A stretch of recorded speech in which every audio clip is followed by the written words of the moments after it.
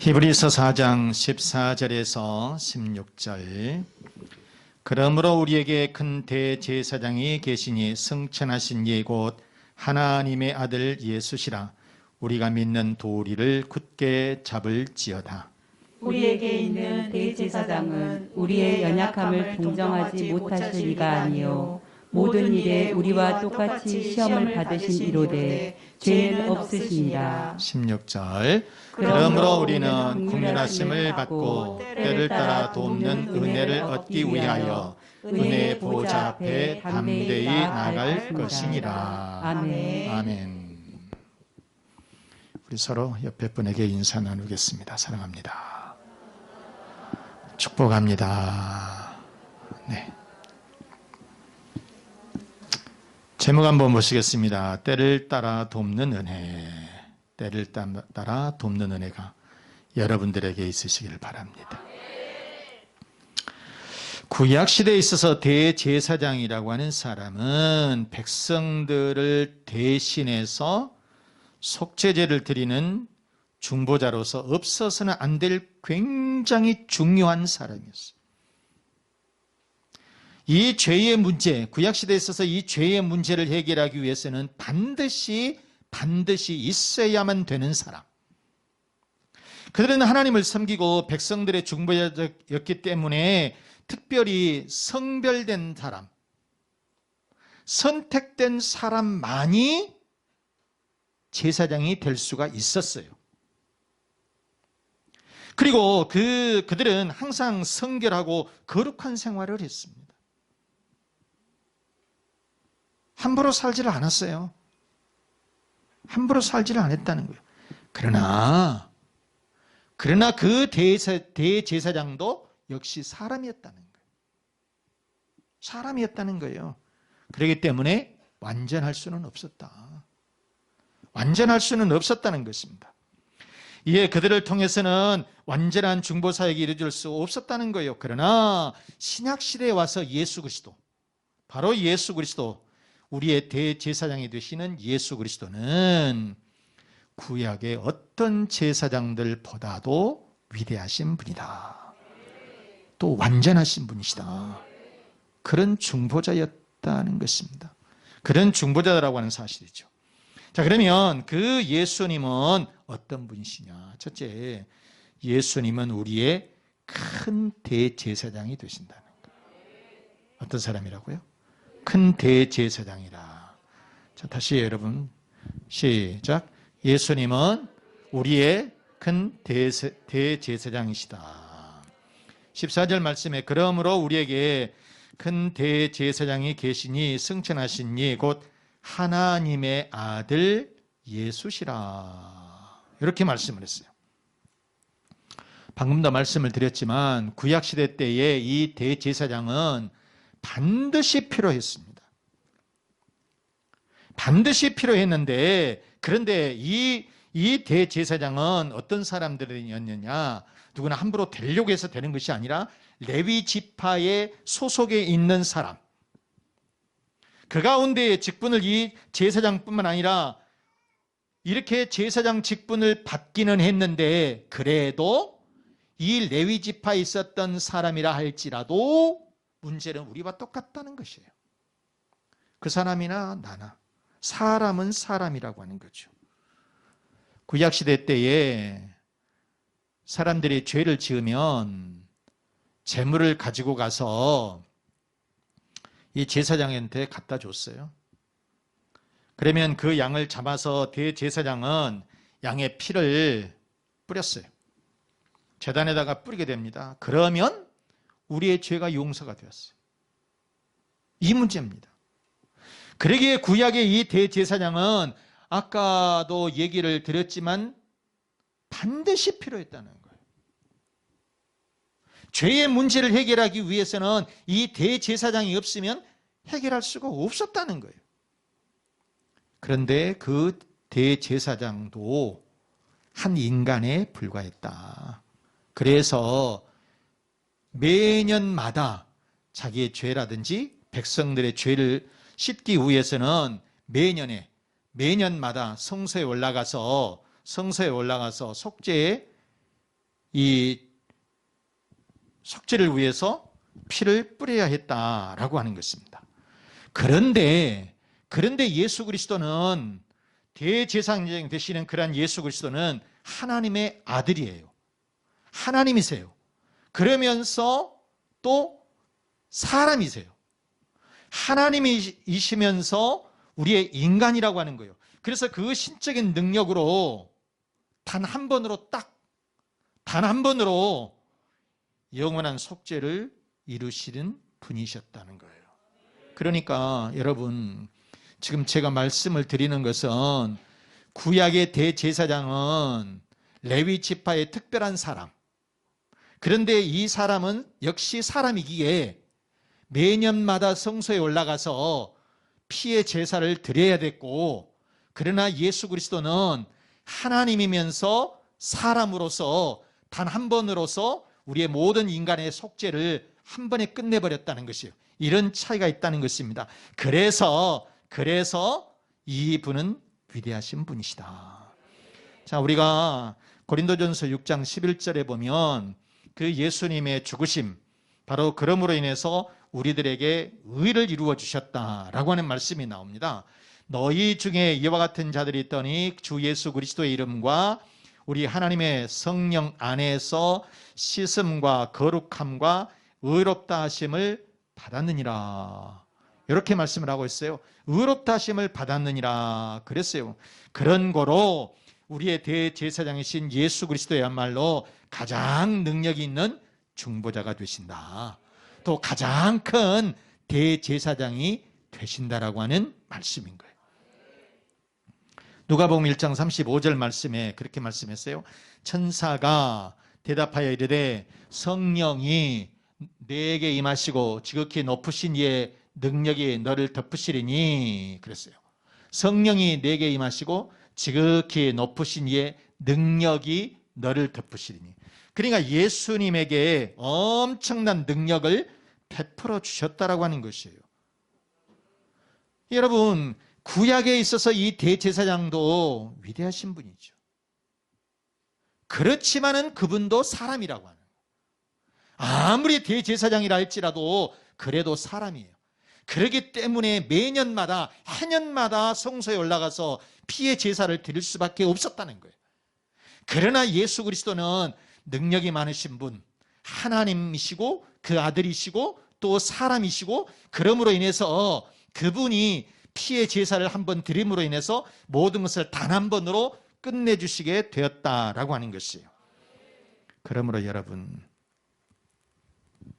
구약의 대제사장은 레위 지파 출신의 사람에 불과했다는 것이에요.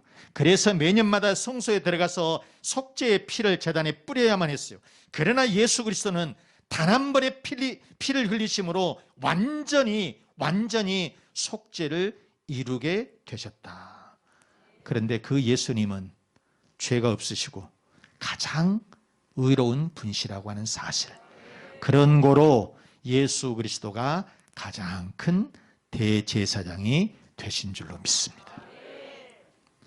자, 그러면 두 번째, 그 예수님은 우리에게 무엇을 해주시느냐? 무엇을 해주시냐? 자, 두 번째, 주님은 우리에게 때를 따라 은혜를 베풀어 주십니다. 시작. 주님은 우리에게 때를 따라 은혜를 베풀어 주신다. 아멘. 16절 말씀해 보면, 그러므로 우리는 긍휼하심을 받고 때를 따라 돕는 은혜를 얻기 위하여 은혜의 보좌 앞에 담대히 나아간다. 이렇게 말씀을 했어요. 하나님께서 주시는, 때를 따라서 주시는 은혜가 있다는 거예요. 시시간적으로 우리에게 주시는 은혜가 있다는 거예요. 그 은혜를 받기 위해서 우리는 하나님의 보좌 위로 늘 나간다는 거예요. 보좌 앞으로 늘 나간다라고 하는 말씀인 거예요. 여러분, 하나님의 사랑은 얼마나 우리들에게 많은 은혜를 베풀어 주셨느냐. 독생자 예수를 이 땅에 피 흘려서 죽게 하심으로 인해서 우리의 죄의 문제를 해결해 주셨다는 거예요. 이것이 하나님의 은혜라고 하는 말씀인 거죠. 우리의 대제사장 되신 예수님 때문에 우리들은 단 담대하게 하나님 앞으로 이제 나갈 수가 있게 되었다는 거예요. 주님이 흘리신 그 보혈 때문에 우리는 하나님 앞으로 우리가 담대하게 설 수 있게 되었다. 이것이 하나님의 은혜라는 사실이에요. 하나님의 은혜가 아니면 여러분 우리는 당연히 멸망받아서 지옥으로 떨어질 수밖에 없었다는 거예요. 멸망을 받을 수밖에 없었다는 거예요. 그런데 하나님의 은혜로 예수 그리스도의 피값으로 우리가 구원을 받고 하나님 앞으로 이제 나아갈 수 있는 그런 은혜, 하나님의 축복을 받게 되었다. 이것이 하나님의 은혜다 그 말이에요. 여러분. 자, 여러분 다윗을 보게 되면 실제로 이스라엘의 이 다윗은 왕이 될 수 없는 조건입니다. 이스라엘의 왕이 될 수 있는 조건이 하나도 없어요. 하나도 무슨 가진 것이 없어요. 첫째, 그 집안에서 막내로 태어납니다. 우리나라 조선시대도 그랬지만은 이 중동 지역은 더더욱이나 막내는 거의 존재 값어치가 없었어요. 그러니까 이게 장자들에게 주는 엄청난 이 장자권이 있는데, 그런데 이 다윗은 제일 망둥이, 진짜 막내 중에서도 막내, 8번째 중에서 제일 막내, 둘째도 아니고 셋째도 아니고 넷째도 아니에요. 제일 망둥이에요. 그렇기 때문에 이런 막내가 왕이 된다라고 하는 것은 거의 불가능한 일이에요. 거의 불가능한 일이에요. 그런데 이 다윗이 이스라엘의 왕이 됩니다. 그 사람이 공부를 많이 해서 그런 것도 아니에요. 그 사람이 무슨 스펙이 엄청 좋아서 된 것도 아니에요. 그냥 일개 목동이었어요. 그런데 하나님께서 불러주셔서 은혜를 베풀어 주시니까 이 사람이 왕이 되더라는 거예요. 이것이 하나님의 은혜라고 하는 거예요. 여러분, 우리가 전쟁에 나가서 이 다윗이 골리앗하고 싸웁니다. 골리앗이 얼마나 큽니까? 덩치가 얼마나 커요. 그래서 무슨 우리가 중공업이라든가 조선소에 보면 골리앗 크레인, 워낙 크다고 해서 그렇게 말을 붙여놓은 거예요. 골리앗 크레인. 그 사람들이 무슨 알긴 합니까? 골리앗이 누군지도 몰라요. 그게 등발이가 크다고 해서 그렇게 붙여놓은 것이에요. 그런데 다윗 이 청소년입니다. 전쟁에 나가서 전쟁을 해본 경험도 없어요. 그런데 전쟁에 나가서 이 골리앗을 단 한 방에 탁 떨어뜨립니다. 이게 여러분 하나님의 은혜가 아니면 어떻게 가능한 일이겠어요? 하나님의 은혜라니까요, 여러분. 자, 인기가 막 하늘을 치솟습니다. 그러니까 사울이 제거하려고 생각을 해요. 사람이 참 상대방이 인기가 높으면 자기가 위축이 되니까 이 다윗을 제거해 버리려고. 그러니까 다윗이 도망을 갑니다. 도망을 가는데 사실상 이스라엘 이 중동 지역은 나무들이 없어요. 숨을 데라고는 없습니다. 그래서 광야로 도망가서 굴 속으로 들어갑니다. 아니 여러분, 굴 속에 들어가면 그거 하나 못 잡겠습니까? 굴 속에 들어가면 그거 하나 못 잡겠어요? 우리들도 어렸을 때 그 보면 이게 굴 같은데 구멍으로 뭐 들어가잖아요. 쥐 같은 거 들어가면 이게 고추불 피면 다 나와요. 불 피면 다 나와요. 그거 하나 못 잡겠냐고. 그런데 하나님께서는 이 사울왕의 이 군사들의 눈을 다 가려주시는 거예요. 그래서 이 광야에서 이 동굴 속에서 살아남게 됐다는 것이에요. 그러니까 어찌 보면은 이렇게 이 다윗은 하나님의 은혜로 목숨을 건질 수가 있게 되었고, 그리고 나중에 사울왕이 죽은 뒤에 일개 목동에서 이스라엘의 왕이 되었다라고 하는 것이죠. 여러분, 다윗은 베들레헴에서 첫 번째 기름 부음을 받습니다. 그 다음에 이 헤브론에서 유다의 왕이 되어요. 그래서 기름 부음을 또 받습니다. 그 다음에 이스라엘 장로들 있는 데서 이처럼 기름 부음을 받아요. 그래서 이스라엘의 통일국가의 또 왕이 됩니다. 실제적인 왕권을 이제 행사하게 되죠. 그래서 이것이 다 하나님의 은혜였다. 하나님의 은혜였다라고 하는 사실이에요. 사무엘하 5장 3절 말씀해 보시면 이에 이스라엘 모든 장로가 헤브론에 이르러 왕에게 나오매 다윗 왕이 헤브론에서 여호와 앞에 그들과 언약을 맺음에 그들이 다윗에게 기름을 부어 이스라엘 왕으로 삼으니라. 통일 이스라엘. 하나의 유다 지파의 왕에서 이제 벗어나서 전체 국가의 12지파의 왕이 되었다. 그래서 5장 4절 말씀에 보면 다윗이 나이가 30세에 30살에 왕이 돼가지고 40년 동안 다스렸음에 헤브론에서 7년 6개월, 그 다음에 유다를 다스렸고 예루살렘에서 33년 동안 온 이스라엘과 유다를 다스렸다. 이렇게 말씀을 하고 있는 거죠. 여러분, 이것이 하나님의 은혜다. 하나님의 은혜. 하나님의 은혜라고 하는 말씀인 겁니다, 여러분. 자, 로버트 일세 브루스라고 하는 사람이 있습니다. 스코틀랜드의 왕이 나중에 됐는데요. 스코틀랜드의 독립운동가였습니다. 그래서 1306년에 왕위에 올라서 23년 동안 제위했었던 이 로버트 브루스. 이 사람이 독립운동을 하다가 반군에 의해서 피신을 갑니다. 쫓겨서 이렇게 도망을 갔는데 역시 이 사람도 동굴로 도망을 쳐요. 여러분, 동굴이라고 하는 것이 살면 살고 죽으면 죽어요. 숨길 수도 있지만은 진짜 이건 도관에 든 쥐죠. 잡힐 수가 있죠. 가능성이 많죠. 그러니까 이 브루스는 그래도 어디에 도망칠 때가 마땅치 않아서 이제 동굴로 들어가서 숨었어요. 죽기 아니면 살기죠. 근데 브루스가 동굴에 막 들어가서 숨어 있는데 거미 한 마리가 동굴 입구에 딱 내려오는 거예요. 그리고 거미줄을 치는 거예요. 브루스가 이 동굴 속에서 숨을 죽이면서 가만히 있는 거예요. 그런데 반군들이 들이닥친 겁니다. 그리고 부하 한 놈이 말하기를 제가 들어가서 샅샅이 뒤져보겠습니다. 딱 그러는 거예요. 그렇게 상관으로 보이는 이 사람이 갈 것 없다. 이 동굴에는 사람이 없어. 그러니까 쫄병이 하는 말, 아니 여기 왜 사람이 없어요? 신기해서 물어보는 거예요. 봐라, 동굴 입구에 거미줄이 쳐 있지 않냐.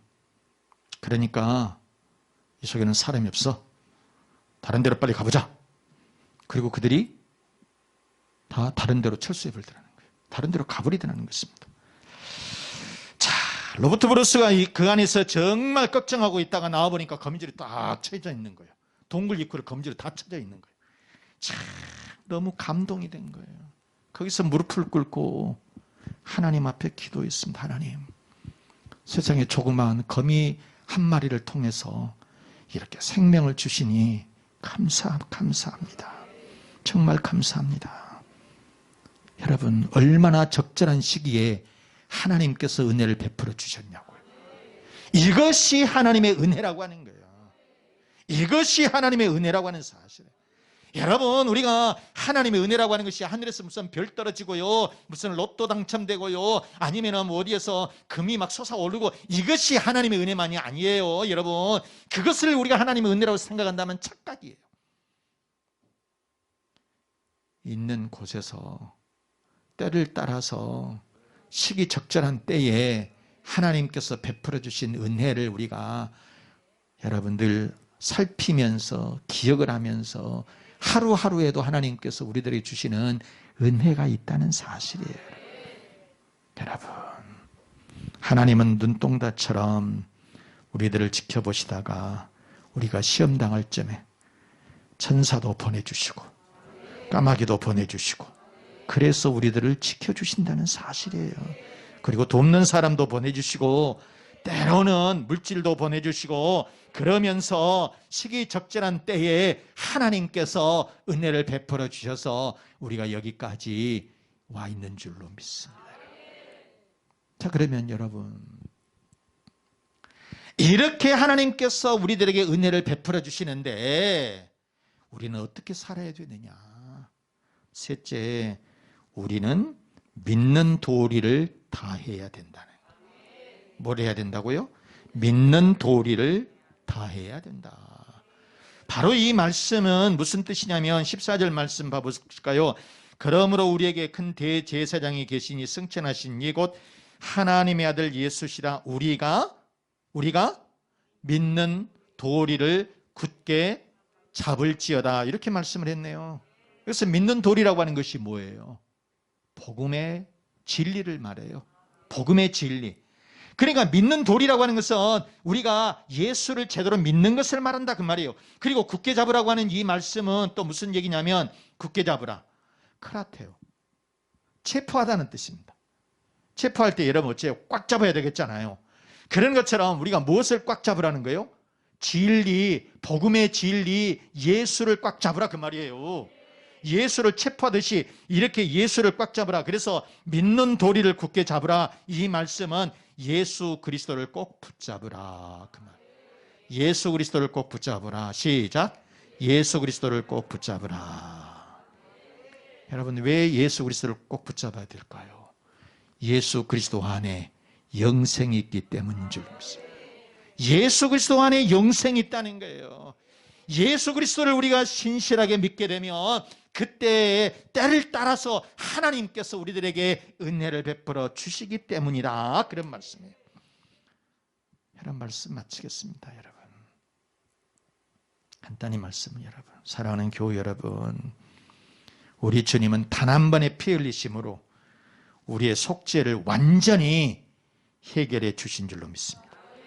그리고 그 주님은 우리에게 때를 따라서 은혜를 베풀어 주신 줄로 믿습니다.